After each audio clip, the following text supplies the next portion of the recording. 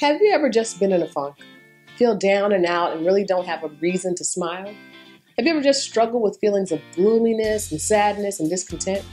Have you experienced days where you felt you've had no reason to smile because life circumstances just seem like too much for you to handle? Well, if you have, and you know how it feels to be in the dumps.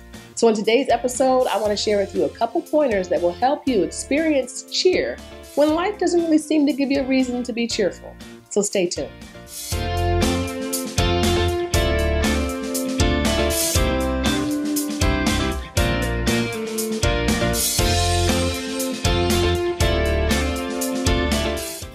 Let's be real. Many of us have struggled with sadness and the spirit of unhappiness. As a matter of fact, I had to wrestle with it just the other day. And make no mistake about it, it is a spirit. And what we have to realize about the enemy is that he studies us and he waits for us to experience certain circumstances, ones that appear to be unfavorable.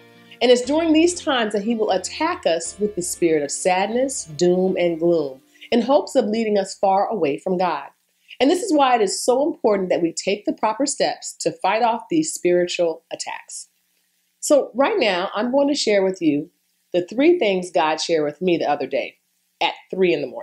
Yeah, I know it was early, but that's when I was under spiritual attack. So that's when I chose to seek God. And guess what? That's when God delivered me. So the first thing you have to remember is that what you look for, you will find. Let me say it again. What you look for, you will find. If you look for a reason to be sad and unhappy, you will find it. And if in your circumstances you choose to look for a reason to praise, rejoice, and be glad, you will find that too. Life is all about perspectives and the lenses we choose to look at life through. So you have to determine to see the glass half full, not half empty. But not only half full, but half full on its way to being filled and overflowing. Now, the second thing you have to do is give yourself a reality check. A lot of times when I'm making decisions, I need to write stuff down to truly evaluate all the pros and the cons. And sometimes you have to do that with your circumstances and how you're feeling about them. So I would suggest that when you're feeling sad about life, write down exactly what it is that's causing you to feel sad. Then also write down every reason you can think of to be happy. Ask God to help you with this process because you will find you have lots and lots of reasons to rejoice. The other day I was looking at my husband's leg and he had a bruise on it that hadn't healed properly. And I said to him, I was like, man, I wish that bruise had healed better. And you know what his response was? He said to me, you're over here focusing on my bruise when some people don't even have a leg. And that is what I call a reality check.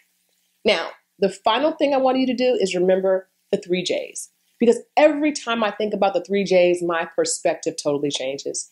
And what are the 3 J's? Well, the 3 J's are Joseph, Job, and Jesus. 3 men in the Bible. Well, 2 men and the Son of God who provide us examples of what it looks like to gain mental victory over our circumstances.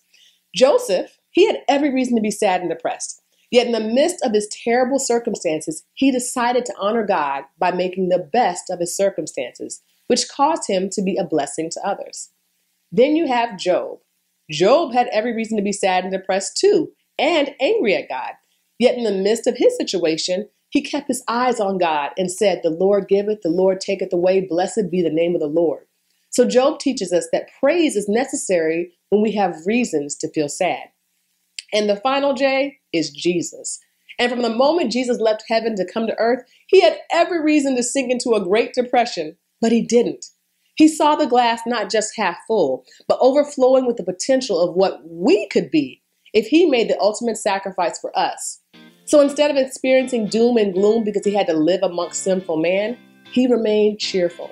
So sometimes you have to remain cheerful, not for yourself, but for the benefit of others. So there you have it. I hope that these tips will help you in your journey to becoming who God wants you to be so that you can experience a more abundant life. Until next time, remember to like, share, and subscribe. And remember that you are extraordinary through Christ, and God can help you overcome any mood, any sad feeling, any negative emotion that you're experiencing. You got to trust him, you got to lean on him, and you got to let him do what he does. See you next time.